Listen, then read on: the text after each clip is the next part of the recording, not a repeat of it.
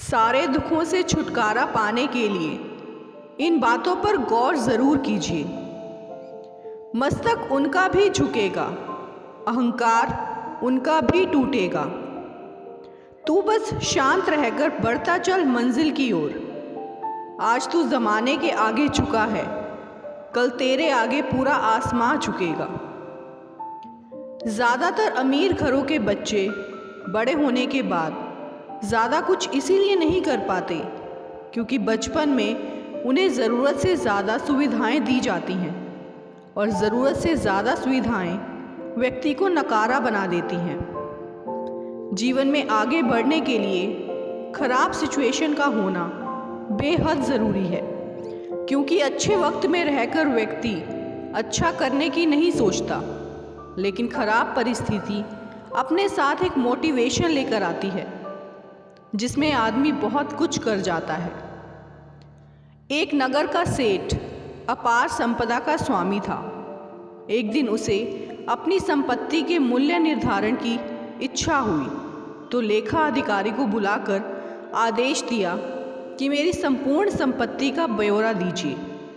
सप्ताह भर बाद लेखा अधिकारी ब्यौरा लेकर सेठ की सेवा में उपस्थित हुआ और बताया, सेठ जी, मोटे तौर पर कहूँ तो आपकी 7 पीढ़ी बिना कुछ किए धरे आनंद भोग कर सकती है। सेठ जी को यह चिंता हो गई कि इसका मतलब उनकी 8वीं पीढ़ी भूखी मरेगी। चिंता और तनाव में भूख भाग चुकी थी। कुछ ही दिनों में कृशकाय हो गए। सेठानी ने उन्हें किसी संत के पास जाने का परामर्श दिया। सेठ सीधा संत समागम में पहुंचा और कहा कि कृपया कोई उपाय बताएं कि मेरे पास और संपत्ति आए और अगली पीढ़ियां भूखी ना मरें। संत ने समस्या समझी और कहा, इसका हल तो बड़ा आसान है। बस्ती के अंतिम छोर पर एक बुढ़िया रहती है, एकदम कंगाल है। उसके यहाँ ना तो कोई कमाने वाला है और ना ही वह इसमें समर्थ है। उसे मात्र आधा किलो आटा दान दे दो। अगर वह दान स्वीकार कर ले तो इतना धन उपार्जित हो जाएगा कि तुम्हारी समस्त मनोकामना पूर्ण हो जाएंगी। सेठ को बड़ा आसान उपाय मिल गया। उसे सब्र कहाँ था। घर पहुंचकर सेवक के साथ कुंतल भर आटा लेकर पहुंच गया बुढ़िया के झोपड़े में। बूढ़ी माँ ने कहा, बेटा, आटा तो मेरे पास है, मुझे नहीं चाहिए। सेठ ने कहा, फिर भी रख लीजिए। बूढ़ी माँ ने आग्रह स्वीकार नहीं किया तो वह बोला, अच्छा, कुंतल नहीं तो आधा किलो रख लीजिए। बूढ़ी माँ ने कहा, आज खाने के लिए ज़रूरी आधा किलो आटा मेरे पास है। सेठ ने कहा, तो कल के लिए रख लीजिए। बूढ़ी माँ ने कहा, कल की चिंता आज क्यों करूं? जैसे हमेशा प्रबंध होता है, कल भी हो जाएगा। सेठ की आंखें खुल चुकी थी। एक गरीब बुढ़िया कल के भोजन की चिंता नहीं कर रही और मेरे पास अथाह धन सामग्री होते हुए भी मैं 8वीं पीढ़ी की चिंता में घुल रहा हूँ। मेहनत एक ऐसी सुनहरी चाबी है जो बंद भाग्य के दरवाजे भी खोल देती है। हसरतें कुछ और हैं, वक्त की इल्तिजा कुछ और है। कौन जी सका है जिंदगी अपने मुताबिक। दिल चाहता कुछ और है और होता कुछ और है। गुस्सा और मतभेद बारिश की तरह होना चाहिए जो बरस कर खत्म हो जाए। प्रेम हवा की तरह होना चाहिए जो खामोश हो फिर भी हमेशा आसपास ही रहे। एक बार की बात है, एक बुजुर्ग एक गांव में रहता था। उसकी सफ़ेद दाढ़ी और बाल दिव्यता का आभास कराते थे। पूरे गांव में सबसे बुद्धिमान उन्हीं बुजुर्ग को माना जाता था।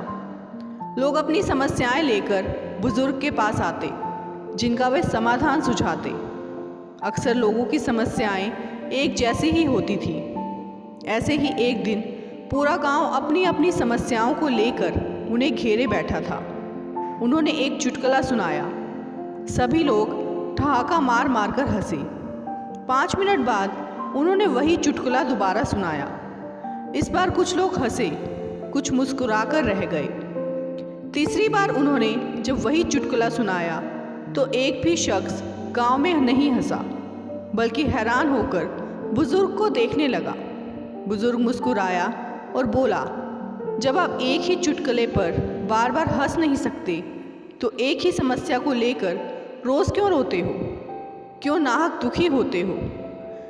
अब अपनी समस्याएं लेकर आए लोगों को अपनी परेशानियों का हल मिल चुका था। वे मुस्कुराते हुए अपने अपने घरों को लौट गए। पीपल के पत्तों जैसा मत बनिए जो वक्त आने पर सूख कर गिर जाते हैं। बनना है तो मेहंदी के पत्तों जैसा बनिए जो पीस कर भी दूसरों की ज़िंदगी में रंग भर देते हैं। जिस तरह सिक्के के दो पहलू होते हैं, उसी तरह इंसान के भी दो पहलू होते हैं, अंदर से कुछ और बाहर से कुछ और।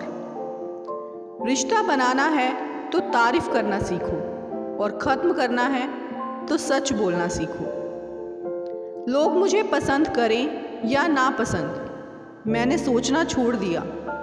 मुझे खुद को पसंद करने में सालों लगे, अब दूसरों को समझाने के लिए इतना वक्त नहीं है।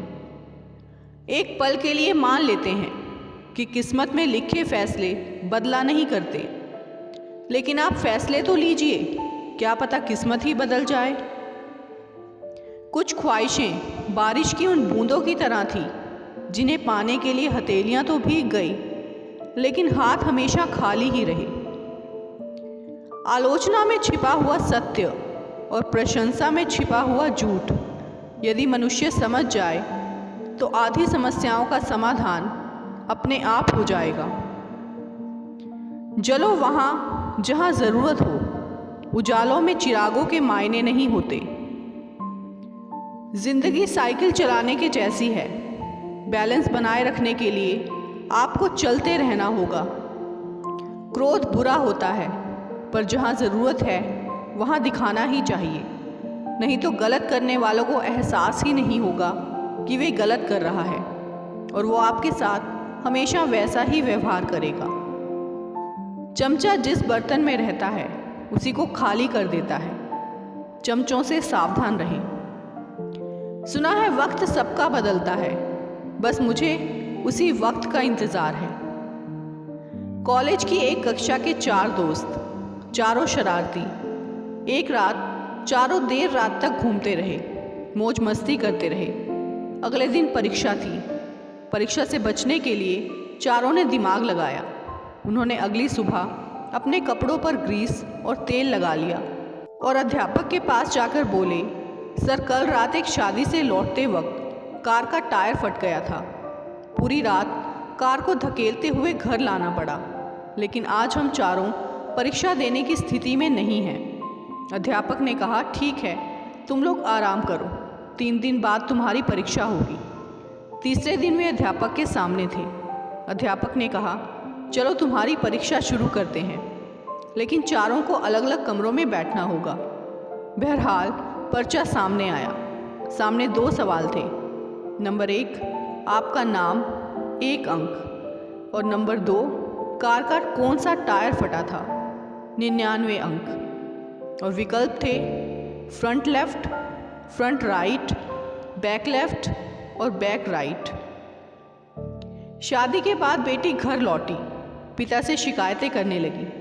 बोली वह जीवन के इस संघर्ष को सहन नहीं कर पाएगी। पिता शांत भाव से सुन रहे थे। पिता पेशे से रसोइये थे। वे बेटी को रसोई में ले आए और पानी से भरे 3 बर्तनों को तेज़ आंच पर रख दिया। जब तीनों बर्तन में पानी उबलने लगा तो उन्होंने एक बर्तन में आलू, दूसरे में अंडे और तीसरे में कॉफ़ी डाली। बिना कोई शब्द कहे वे चुपचाप बेटी को सुन रहे थे। बेटी नाराज़ थी, समझ नहीं पा रही थी कि पिता आखिर कर क्या रहे हैं। वह अपनी शिकायतें सुना रही थी और वे चुप थे। 20 मिनट बाद पिता ने सारे बर्नर ऑफ कर दिए, आलू, अंडे और कॉफ़ी को बाहर निकाला और एक कप में रख दिया। नाराज़ बेटी की ओर मुड़कर पूछा, तुम्हें क्या दिखाई दे रहा है? बेटी तुनक कर बोली, आलू, अंडे और कॉफ़ी, और क्या? पिता ने समझाया, देखो आलू जो पहले इतना सख्त दिख रहा था, उबलते पानी में वह कितना कमज़ोर हो गया है। अंडा जब तक संभव था बाहरी आवरण से भीतरी भाग की रक्षा करता रहा, तब तक वह अंदर से भी सख्त हो गया। और कॉफ़ी को देखो, उसने तो उबलते पानी को ही बदल दिया। पिता बोले, मान लो तुम्हारी समस्याएं उबलता पानी हैं। अब तुम्हें तय करना है तुम्हारा व्यवहार कैसा होगा, आलू जैसा या कॉफ़ी जैसा। दोस्तों, आगे भी इसी तरह की वीडियोस देखने के लिए हमारे चैनल हार्वी मोटिवेशन को सब्सक्राइब ज़रूर करें और साथ ही वीडियो को लाइक और शेयर करना ना भूलें।